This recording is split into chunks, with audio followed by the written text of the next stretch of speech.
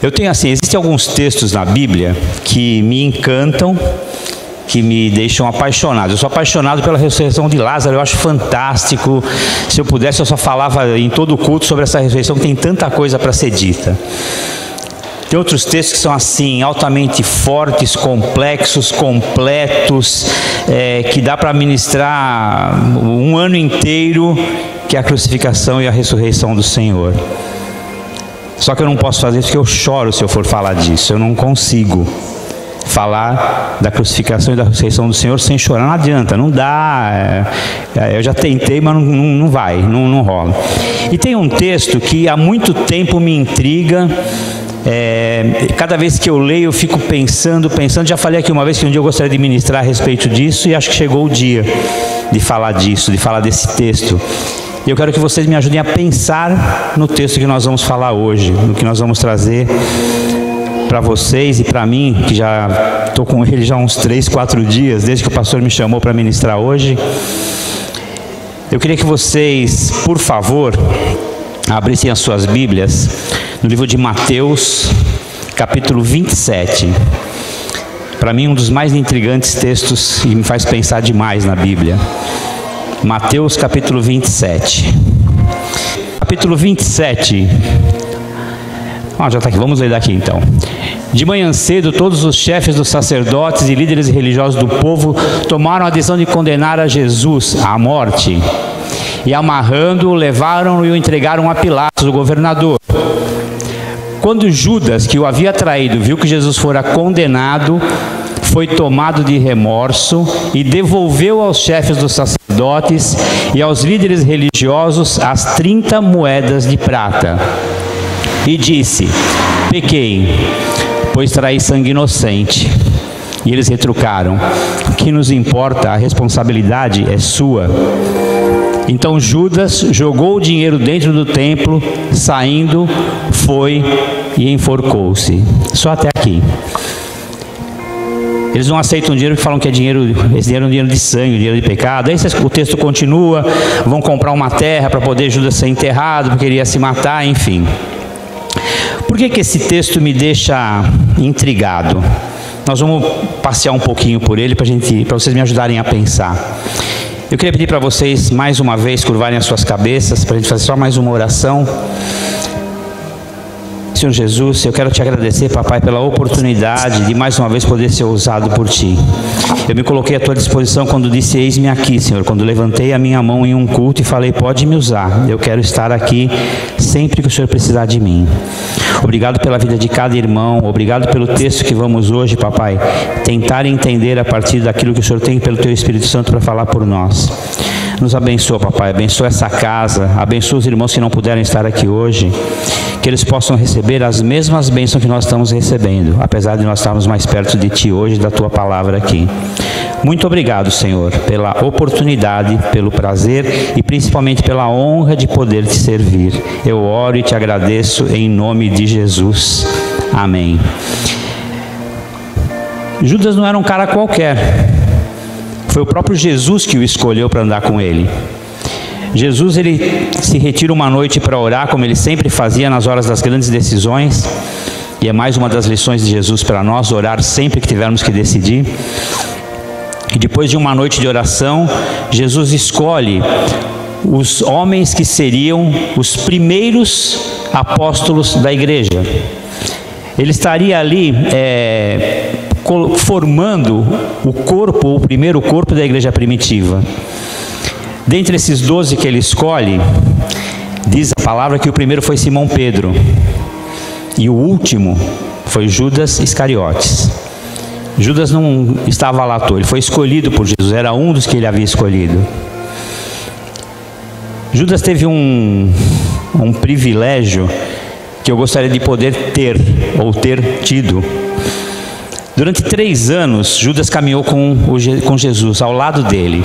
Ele viu Jesus ministrar, ele viu Jesus fazer milagres, ele viu Jesus ensinar os seus discípulos, ele viu Jesus fazer tudo aquilo, ou falar tudo aquilo que o Senhor tinha de melhor para cada um daqueles 12 homens aprenderem o apostolado deles e o exercerem quando fossem enviados. Judas, ele teve, eu chamo de incalculável prazer de estar ao lado daquele que mais amou em toda a história da humanidade. Muito obrigado, muito obrigado. O pastor também é diácono, viu? Olha, daqui eu tomo café. Café não, obrigado, pastor. Deus abençoe. Tá bom, obrigado. Jesus, falando do amor dele, ele olha para Judas e mesmo sabendo de tudo aquilo que Judas faria, ou da conduta errada de Judas, e sabendo mesmo que Judas já tinha dado abertura, feito uma brecha enorme para que o inimigo entrasse nele, Jesus em nenhum momento separou Judas de nada. Jesus lavou os pés de Judas. Jesus não tirou Judas da mesa na hora da ceia. Jesus foi tão bom com ele, como ele sempre é, que nem mesmo acusou Judas. Quando Judas fala assim, mas quem é que vai te trair? Sou eu? O que Jesus fala para ele? Você que está falando, cara. Se a carapuça serviu, numa linguagem nossa, né? Se a carapuça serviu, o problema é seu. Mas eu não falei nada disso. Eu falei que alguém vai me trair. Nem nesse momento o Senhor faz isso.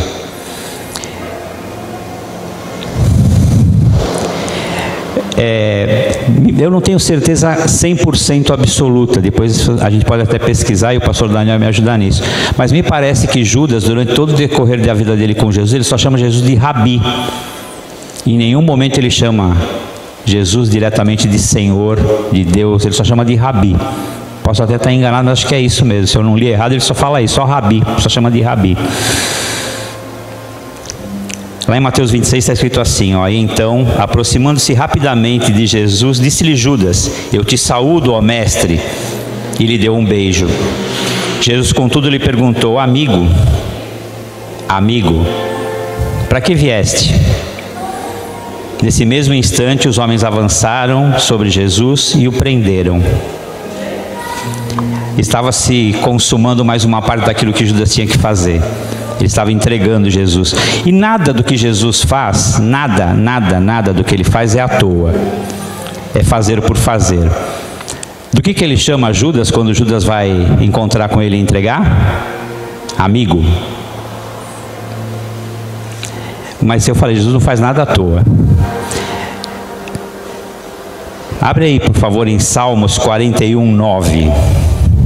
Quando Jesus chama Judas de amigo, ele está fazendo referência a um salmo. Vê se eles acham lá. Olha o que estava escrito em Salmos, e Jesus se faz referência a isso. Até o meu melhor amigo, em quem eu confiava e que partilhava do meu pão, voltou-se contra mim. Até o meu amigo. Quando ele chama Judas de amigo, ele fala assim, cara, eu sei o que você vai fazer. Você é meu amigo, você participa da mesa comigo, mas eu sei o que você vai fazer. Judas não estava entendendo nada. Ele andou com Jesus 3 anos, eu falei agora. Ele viu Jesus falar de amor, viu Jesus falar de salvação, ele viu Jesus revelar um plano de salvação que é aquele que nos move até hoje, mas ele não entendeu nada. Ele continuava roubando da bolsa do tesouro. Ele não conseguiu entender quando uma mulher se joga aos pés de Jesus, gasta o que ela tinha de mais precioso, que era um bálsamo.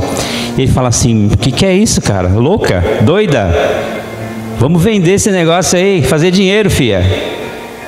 Vamos ajudar os pobres. Mentira, ele queria o dinheiro. O que Judas queria, na verdade, era que Jesus colocasse na terra um reino só material, para que ele pudesse ter aproveito, um reino onde só os homens se aproveitassem. Mas Jesus não queria fazer nada disso. O reino que Jesus queria estabelecer na terra não era em favor dos homens.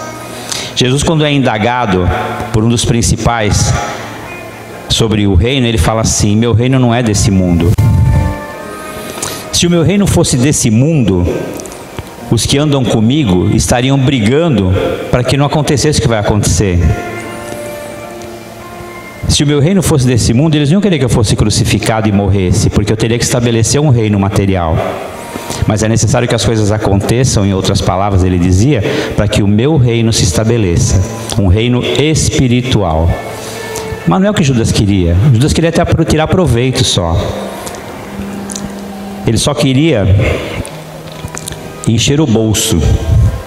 Ele só queria as coisas para ele. Ele era egoísta. E Jesus mais de uma vez alertou sobre os perigos do material. Não ajunteis tesouros na terra. Foi ele quem disse. A traça corrói, a ferrugem come. Mas Judas não entendeu.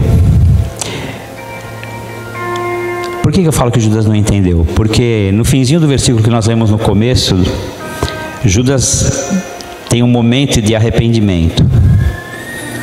Ele devolve as moedas, joga as moedas no templo, porque ele se arrependeu quando ele viu o que ele tinha feito. Ele entregou um inocente. Se Judas tivesse prestado atenção, ele lembraria de algumas coisas que foram ditas por Jesus, muitas delas. Em Marcos 7,20 está escrito assim: o que sai da boca do homem, isso é o que contamina o homem, porque do interior do coração do homem saem maus pensamentos, os adultérios, as prostituições, os homicídios, os furtos, a avareza, as maldades, o engano, a dissolução, a inveja, a blasfêmia, a soberba, a loucura. Isso é o que sai do coração do homem, é o que sai pela boca do homem. Se ele tivesse prestado atenção em tudo que Jesus ensinou, ele entenderia o que era o amor de Jesus. Ele saberia o que é perdoar. Ele teria entendido quando Jesus falou assim: 70 vezes 7. Esse é o meu perdão. Mas Judas não entendeu. Se ele quisesse entender realmente de amor, ele teria prestado atenção quando Jesus fala assim: mas sobretudo tende ardente amor uns para com os outros, porque o amor cobrirá a multidão dos pecados. Mas Judas não faz isso. Ele fala: pequei traindo sangue inocente. E o que os sacerdotes disseram? O que nos importa é problema seu, cara. Quem errou foi você. Quantas vezes você já se viu assim, de chegar para alguém e falar: cara, eu preciso que você me ajude, cara, dei uma pisada na bola federal. Você precisa falar assim: problema seu, cara. Se vira. Não sei se já passaram por isso, eu já passei. São pessoas que não entenderam, assim como Judas não entendeu, o amor e o perdão. O que nós precisamos e o que nós devemos fazer é, quando alguém nos procurar, nós tentarmos ser como Jesus. Brother, cai aqui no meu peito, fala o que você tem para falar e vamos orar junto, vamos entender junto, vamos caminhar juntos, vamos nos salvar juntos. Judas atira as moedas de prata, sai de perto do templo e comete o maior de todos os erros, na minha opinião. Ele vai se enforcar. Se eu tivesse que dar um nome para essa ministração, antes de ouvir algumas coisas que eu ouvi esses dias, eu diria assim: o maior erro de Judas foi abrir mão de receber a graça de Deus. Ele desistiu, ele não entendeu o amor do Senhor, ele não entendeu nada de perdão. Por mais que ele tivesse ouvido falar em perdão, por mais que ele tivesse visto Jesus falar para qualquer pecador que ele encontrasse: vai, você está salvo. Só que tem um detalhe: não peca mais não. Falou isso para a mulher. Ele viu quantas vezes Jesus chegar perto de alguém e falar assim: o que você quer que eu faça? Eu quero ver, né? Você acredita? Então vai, a tua fé te salvou. Como é que está a nossa fé? O quanto de Judas nós estamos tendo esses dias? Não vou nem falar a vida toda. Se não existe, uma das condições para o perdão é o arrependimento. Se não houver arrependimento verdadeiro, não haverá perdão. Pelo menos é assim que eu aprendi. Mas Judas não se arrependeu? Se ele se arrependeu, talvez não tenha sido verdadeiramente isso que vocês vão me ajudar a pensar depois, ele poderia ser perdoado. Mas eu daria uma outra versão para essa ministração de hoje também. Eu ouvi esses dias do pastor David Leonardo, ele falou o seguinte: Judas foi apressado. Eu falei, não tinha pensado nisso não, amor. Judas foi apressado. É uma ministração dele daqui, deve dar uns 15 minutos, que ele fala sobre Judas também. Eu falei, cara, bate com aquilo que eu penso, só que eu pensava errado. Para mim, Judas tinha um enfoque. Ele falou, não, Judas foi apressado. Judas não deu tempo para que ele entendesse, compreendesse e praticasse tudo aquilo que ele viu Jesus fazer. Imagina se Judas tivesse esperado mais 3 dias, só 3 dias depois da morte e ressurreição do Senhor. Será que ele teria feito o que ele fez? Eu fico imaginando se Judas estivesse aos pés da cruz e nenhum dos 12 estava lá. Se ele estivesse lá aos pés da cruz, ele poderia ter sido abençoado pelo sangue e pela água, ou pela água e pelo sangue nessa ordem, que jorraram do corpo do Senhor quando se abriu nele uma ferida. E ele seria perdoado. Ele teria entendido, olha que coisa louca, ele teria entendido, e quando ele visse que Jesus fala assim, cara, fica de boa, ainda hoje você vai estar comigo no reino dos céus. Ele ia falar para ele, meu cara, que amor é esse que eu não entendi nada? Que amor é esse? Mas ele não fez nada disso. Era só ele esperar mais alguns dias, 3 dias.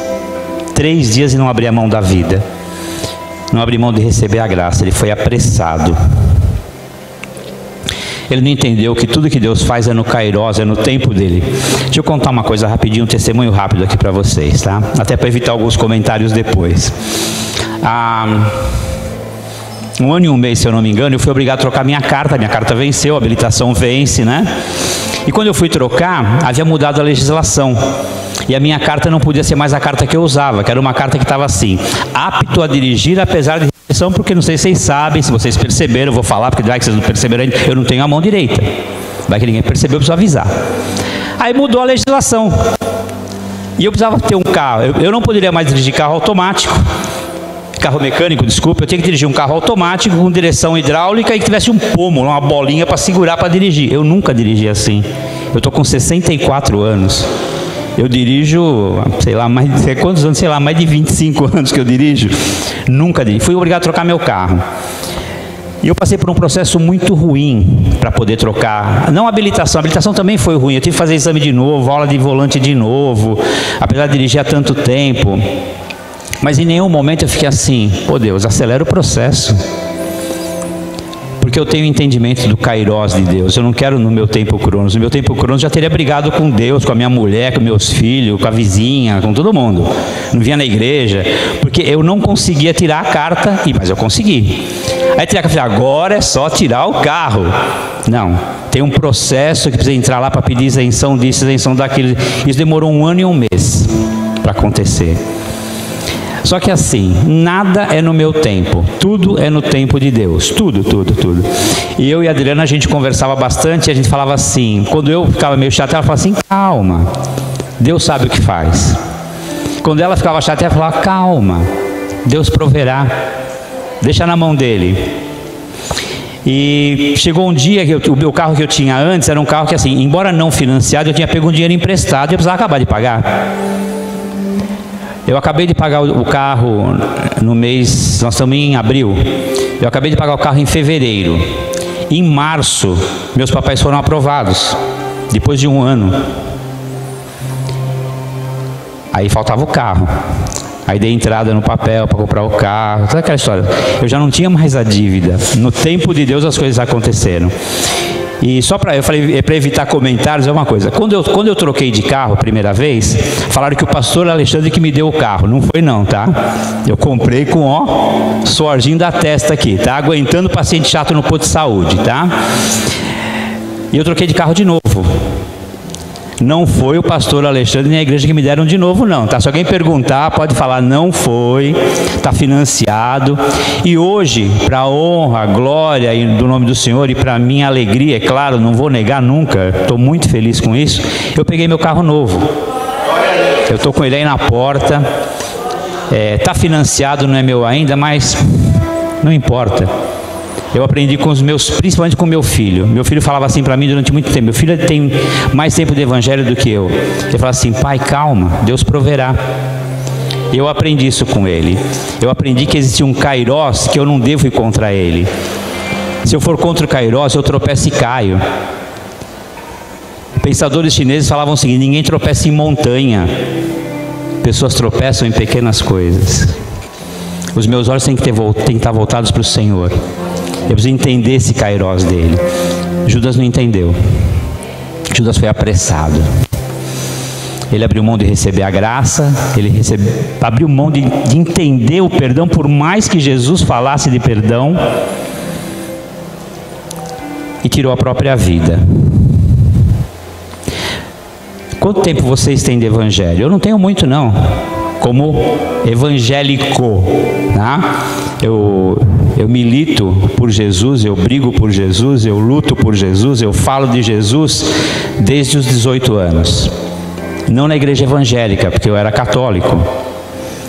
Mas eu sempre conheci esse Deus, não tão bem como eu conheço hoje, não tão intimamente como eu conheço hoje, e ele não me conhecia tão intimamente como ele me conhece hoje, porque eu não deixava.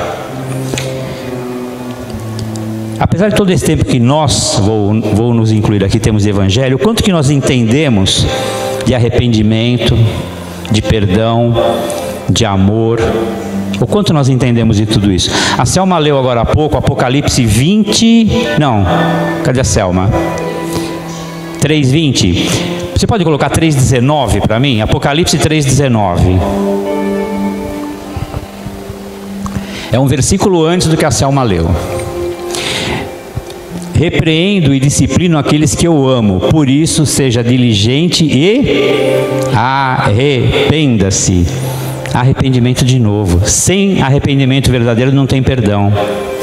Sem arrependimento verdadeiro, você não se perdoa e eu não me perdoo. E se você não se perdoar e eu não me perdoar, não vou perdoar ninguém. E nem vamos obter o perdão do Senhor. Judas não entendeu nada disso. Quanto tempo você tem de evangelho? Você já entendeu isso? Melhor do que entender, você pratica isso? Você se arrepende? Você perdoa? Você dá tempo para que o Senhor faça as coisas? Ou você quer fazer pela força do teu braço? Pela força do teu braço, não vai dar em nada. Não vai dar em nada. Você tem se contentado? Algumas perguntas para vocês.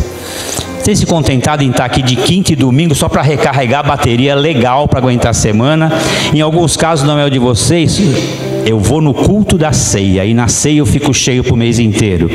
Está errado, cara. Está errado. Eu não estou dizendo que tem que vir ao culto sempre, mas tem que cultuar sempre. Pessoas que se submetem a estar só de domingo ou só de ceia, e são muitos que só vêm na ceia, não participam, não leem, não veem a palavra durante a semana. Não vêm querer me enganar, não fazem. Não leem, não praticam. Ah, mas eu recebo um versículo da irmã, cadê? A Leila. Eu recebo um versículo da irmã Leila todo dia. Legal, fico muito feliz pela Leila mandar versículo todo dia. Só que não é isso. Eu tenho que ter relacionamento, tenho que ter intimidade com a palavra. Eu só vou conhecer essa palavra aqui se eu tiver intimidade com ela. Não basta eu ler todos os dias aquilo que me mandam no Zap Zap, como diz o pastor Daniel. Eu tenho que ter intimidade. Estar só de quinta, de domingo, tem que estar, mas não é só isso. Quem faz isso está se contentando em ser morno. Eu não quero ser morno. Eu não quero só estar, eu quero participar.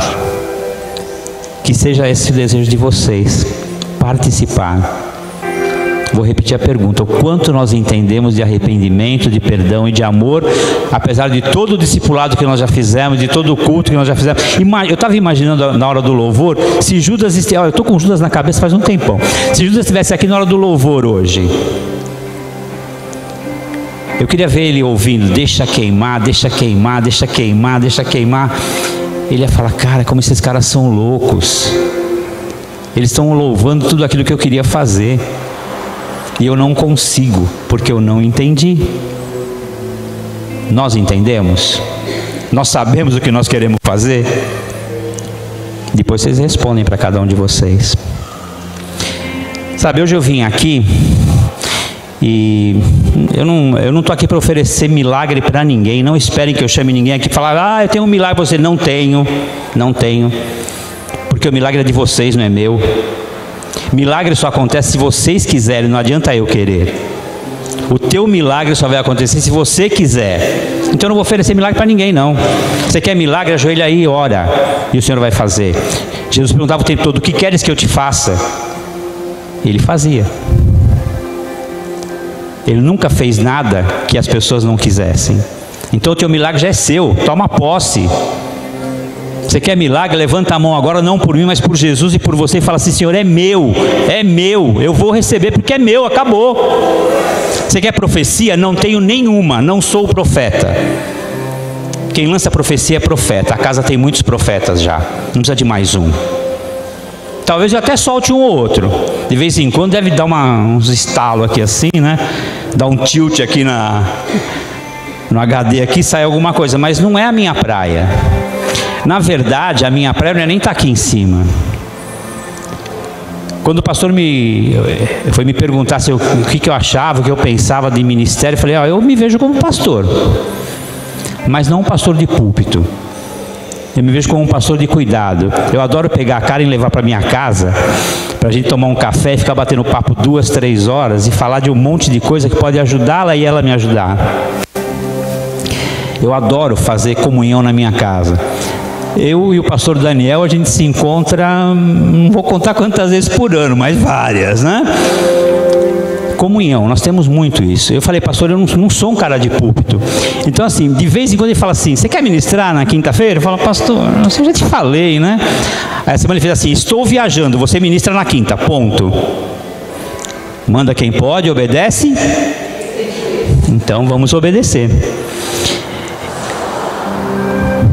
Tem um versículo que eu já li, que ele fala que o amor cobriria a multidão dos pecados. Isso significa que pelo amor de Jesus, pelo amor de Deus por cada um de nós, Ele está disposto a nos perdoar o tempo todo. Eu quero te lembrar o seguinte, cara, ainda dá tempo. Não se apressa, não desiste, não abre mão de tudo aquilo que você tem para conseguir ainda. Jesus tem para você o melhor, Ele ofereceu para nós o melhor, a vitória. A nossa vitória já está garantida por Ele. Nós só não podemos ter pressa e nem abrir mão e querer encurtar o tempo. A gente aprende quando está sendo discipulado que não existe pecadinho, pecadão, né? Não sei se vocês ouviram isso já. Pecado é pecado e ponto. Agora vamos lá, viaja um pouquinho comigo aqui. Se pecado é pecado, não tem pecadinho nem pecadão, Judas pecou contra Jesus? Pecou, entregou lá, deu um beijo nele, foi falso, mas tem que se cumprir a palavra. Eu li aqui, né? Se eu chamasse aqui a Aline para me dar um beijo agora, precisa fazer assim para me dar um beijo, né? E a palavra fala, né? Apoiou, levantou os calcanhares, tal, tá lá, né? Se pecado é pecado, não tem pecadinho nem pecadão, qual é a diferença do pecado de Judas e do pecado de Pedro? Pedro, você não sabe o que você está falando, cara. Antes que o galo cante, você vai me negar 3 vezes. E Pedro fez. Ah, você é um daqueles que andavam com ele. Eu? De jeito nenhum, nem conheço esse camarada. Cara, o teu jeito de falar, o teu jeito de andar é igualzinho deles. Não, eu? De jeito nenhum. Qual a diferença do pecado deles? Se pecado é pecado. Vamos machucar um pouquinho. Qual é a diferença do pecado de Judas, do pecado de Pedro, para o meu e para o seu pecado? Eles talvez tenham pecado uma vez só, a gente peca todo dia. Falo a partir de mim, eu peco todo dia, infelizmente. Eu não gosto muito dessa palavra, mas ela é verdade. A minha natureza adâmica tem hora que fala mais forte. Tem hora que ela fala mais forte, mas eu entendi e aprendi uma coisa. Deus me ama. Deus me ama e eu o amo. E acabou. O que eu faço é me controlar para que não peque. Tem hora que não tem jeito, tem hora que falha. Tem hora que dá um tiltzinho lá e eu acabo pecando. Não sei se com vocês acontece isso, comigo acontece. Mas ato contínuo eu paro e falo, Senhor, me perdoa. Pisei na bola. Eu converso um pouco com Deus um pouquinho mais assim, sabe? Eu não sou de ficar, Senhor Jesus, pela glória do teu... Não, eu falo, cara, pisei na bola, bicho, desculpa, me perdoa, errei, vou tentar não errar mais, não vou falar que eu não vou errar mais, porque eu posso estar mentindo, e mentir é pecado. O galo nem cantou ainda e a gente está pecando. O galo foi transformado no maior de todos os profetas, cada vez que ele cantava a coisa se cumpria. O galo canta toda manhã e a gente peca todo dia. O profeta está falando. Eu não sei qual é o pecado que cada um de vocês tem. Eu sei os meus. Eu não posso falar pelo pecado de ninguém, só pelos meus. Eu sei os pecados de Judas, ou o pecado de Judas. Eu sei o maior erro de Judas, foi ter aberto mão da graça. Esse é o meu ponto de vista. Adorei a palavra do David Leonardo quando ele fala que o problema de Judas é que ele foi apressado. Eu não quero ser apressado.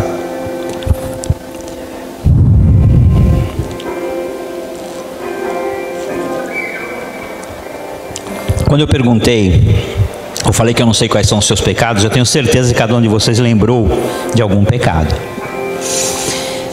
Eu quero falar uma coisa para vocês, ó. Se você foi soberbo, tem jeito.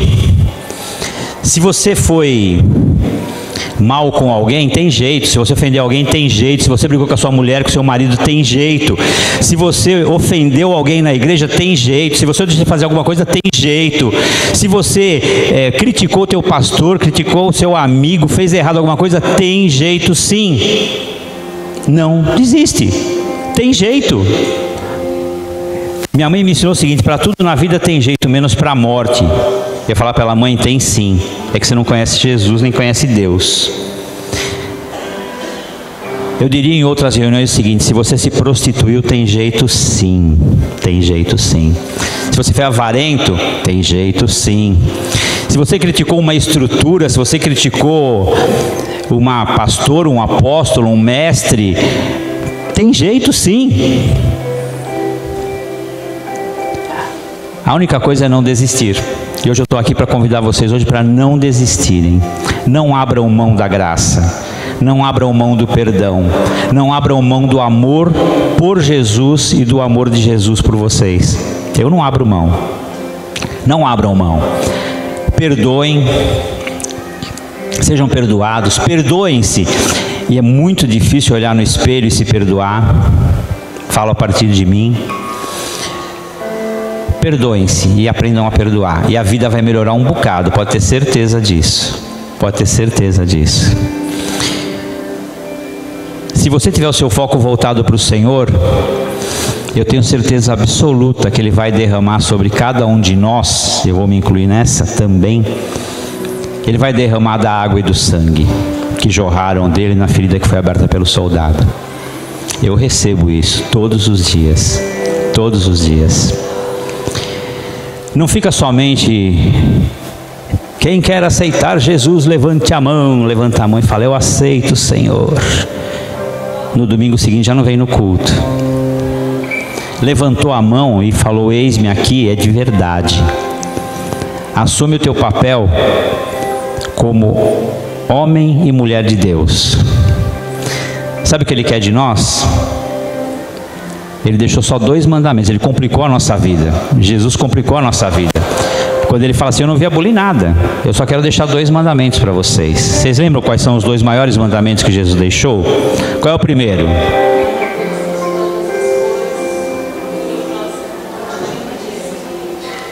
Amor e amor. Amor a Deus e amor ao próximo. Não precisaria de código civil, código penal, código de direito processual, código tributário, código de trânsito, código de nada. Era só respeitar os 2. E hoje o meu convite é: observem os 2 mandamentos. Ama a Deus sobre todas as coisas e ama o teu próximo como você mesmo. Judas esqueceu de tudo isso, ele não aprendeu. Judas foi apressado. Para fechar, eu quero deixar aqui uma pergunta para vocês pensarem. A gente responde em outro dia num bate-papo. Pode até ser de repente um café na minha casa, hein? Então vai orando aí, vai orando. Judas foi herói ou foi covarde? Eu tenho me perguntado isso há muito tempo. Judas foi herói ou foi covarde? Eu tenho a minha resposta, espero que vocês tenham a de vocês. Leiam as Escrituras, estudem as Escrituras, tenham intimidade com elas, pensem a respeito, vejam a cena. Isso eu faço direto, é ver a cena. Judas beijando o rosto de Jesus, sendo chamado por ele de amigo, Jesus sendo preso, entregue. Vou parar aqui porque senão vou avançar na parte que eu não consigo segurar. E eu fico perguntando, herói ou covarde? Deixo para vocês entenderem. Eu espero que vocês pratiquem o amor. Eu sou um cara muito feliz. Tem gente que fala assim, cara, como é que você consegue estar dando risada o tempo todo? Porque eu sou feliz. Eu tenho Jesus comigo. E quando eu estou assim meio abalado, que eu também tenho os meus dias maus, e a palavra já me preparou para isso, eu recebo um beijo do Pietro, acabou, cara, foi embora o mau humor, foi embora tudo. Eu estou parado na porta da igreja, vejo a Heleninha entrando, a manifestação do milagre de Deus, e começar a adorar dançando a hora que ela entra. Acabou, não tem mais nada, não pense em mais nada, esqueça o resto. Eu fico feliz quando eu estou parado e do nada, eu tenho intimidade para falar o que eu vou falar agora, e não é bullying não, tá? Vem uma nega por trás de mim, me segura, me dá um beijo e ora por mim. Essa é a Sidona. Mas sabe por que eu tenho isso? Porque eu tenho intimidade com cada um de vocês. Tem dia que a Tatá passa por mim, ela nem me cumprimenta, eu falo, danada. Mas tem dia que ela vem me dar um beijo tão gostoso que fala, ah, dane-se o resto, pô. Tô nem aí. Sabe por quê? Porque eu entendi o que é amor.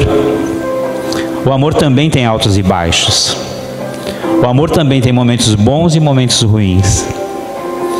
Mas ele não deixou de ser amor por isso. Ele vai ser sempre amor. Porque o Pai nos amou tanto, tanto, tanto, de tal forma, que Ele nos deu seu único Filho, para que morresse pelo perdão dos meus e dos seus pecados. Ele não morreu à toa. O que Judas fez não foi à toa. Era necessário que acontecesse para que nós fôssemos perdoados. Por isso que eu amo esse cara. Esse tal de Jesus é meu brother mesmo. Vou sempre defendê-lo, vou sempre falar dele. E sempre que eu puder, eu vou praticar o amor dele. E por favor, se vocês me verem algum dia de cara fechada, vai lá e me dá um beijo, me abraça, me empurra, me cutuca, faz qualquer coisa. Só para eu entender que vocês me amam também. Porque eu amo vocês. E falo pela minha esposa, tá? Quem nos conhece sabe disso. Nós entendemos o que é o amor, Judas não entendeu. Nós entendemos o que é perdoar, Judas não entendeu. Judas, eu falei no começo, ele teve o privilégio, a honra, o prazer de ser treinado, preparado para o ministério pelo maior de todos os mestres. Ele caminhou ao lado de Jesus. Ele sentiu o cheirinho de Jesus. Na noite da ceia, ele chegou pertinho de Jesus. Foi chamado de amigo. Como eu queria poder fazer essas coisas, estar do lado dele. Mentira. Eu estou do lado dele todo dia. Eu estou do lado dele toda hora que eu louvo a ele, que eu oro a ele, que eu canto por ele, que eu abençoo por ele. Eu só não tenho ele fisicamente, mas fisicamente ele não existe mais. O dia meu neto me perguntou assim, vô, por que tem uma cruz vazia lá na frente? Eu falei assim, porque Jesus não está mais lá. Jesus desceu da cruz por nós, para ressuscitar no terceiro dia. Ele falou, é mesmo, vô, por isso que a cruz é vazia. Jesus está comigo o tempo todo. Não é soberba da minha parte, não é querer jogar confete e entrar embaixo. Eu sou amigo de Jesus, e ponto. Eu acredito nisso, eu caminho por isso.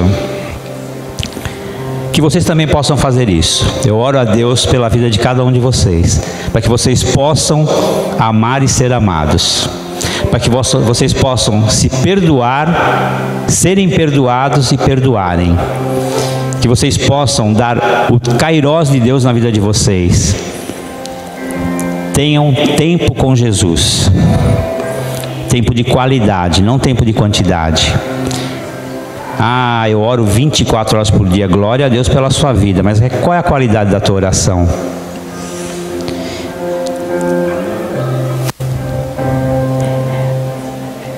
Eu sei que o Senhor vai capacitar cada um de vocês para esse relacionamento. Como diz o pastor Daniel, tem hora que o ponto fala mais alto, né? E o que eu tenho escutado nesses 30 segundos de parada aqui,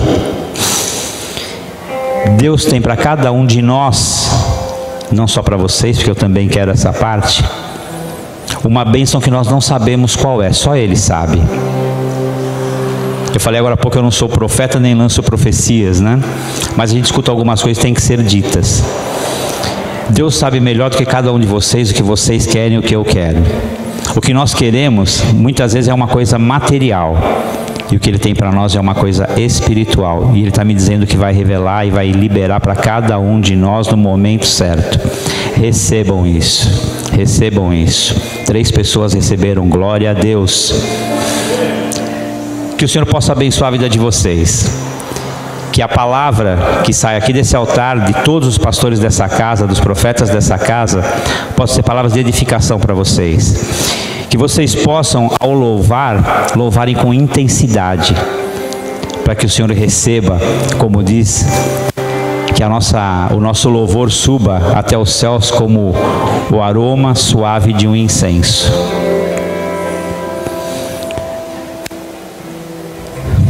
Judas não entendeu.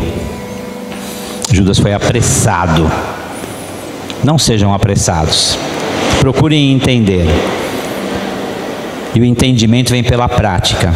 Se vocês praticarem um pouquinho daquilo que eu quis passar para vocês hoje, vai dar certo. Já deu certo. Já deu certo. É fácil? Não vou mentir, não é. Não é. Não é nada fácil. Mas dá um prazer que vocês não fazem ideia. Que vocês não fazem ideia. Se vocês puderem e não se importarem, eu queria que vocês ficassem de pé só mais uma vez.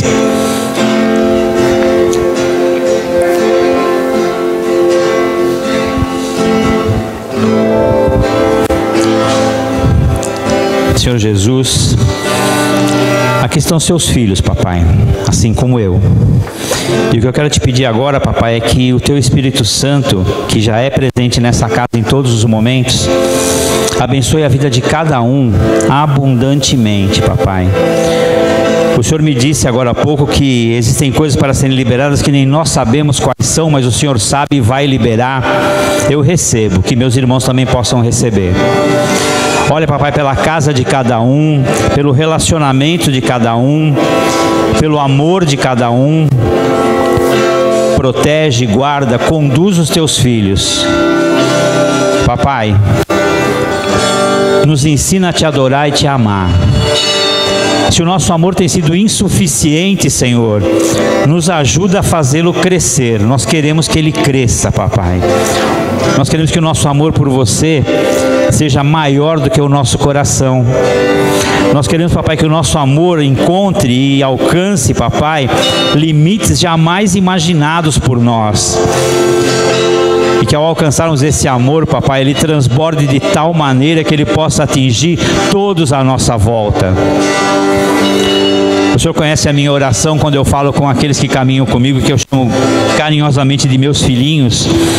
E eu digo para eles o seguinte, e quero dizer para a igreja agora: papai, ensina cada um de nós, para quando nós entrarmos em algum lugar, que o Senhor entre conosco, que a tua presença se faça real aonde nós estivermos, em qualquer casa, em qualquer escola, em qualquer igreja, em qualquer rua, em qualquer ônibus, em qualquer lugar, que o Senhor entre conosco.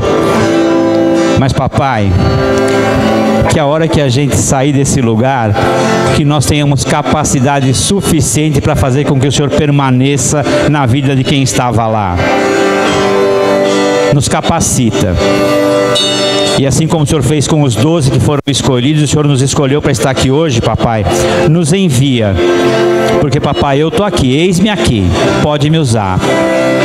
Eis-me aqui, usa-me a mim. Usa os meus irmãos, capacita os meus irmãos, dá a eles as tuas bênçãos. E é em nome de Jesus, papai, que eu libero sobre essa casa uma bênção sem fim. Olha pelos nossos pastores, papai, que estão hoje lá na cidade de Joinville, estão em Brusque, que eles possam estar lá revelando o teu nome, o teu amor, a tua bondade, a tua compreensão. Que eles levem, é claro, papai, o nome da nossa igreja, onde nós congregamos. Que as pessoas lá entendam que aqui se pratica o verdadeiro evangelho. A gente não brinca de evangelho, aqui a gente pratica evangelho. Que eles possam divulgar e mostrar isso lá também. Eu sei que o Senhor já os levou em segurança e vai trazê-los em segurança também, assim como vai nos levar para casa em segurança como o Senhor nos trouxe. Muito obrigado, papai, pelo culto de hoje, pela noite de hoje, pelos louvores de hoje. Abençoa, papai, os levitas dessa casa. Os levitas dessa casa, que eu sei que também te amam, e o que eles fazem é por amor a ti. Muito obrigado mais uma vez, papai. Eu oro, te agradeço em nome de Jesus. E se você concorda comigo, diz amém e bate uma palma enorme para o Senhor.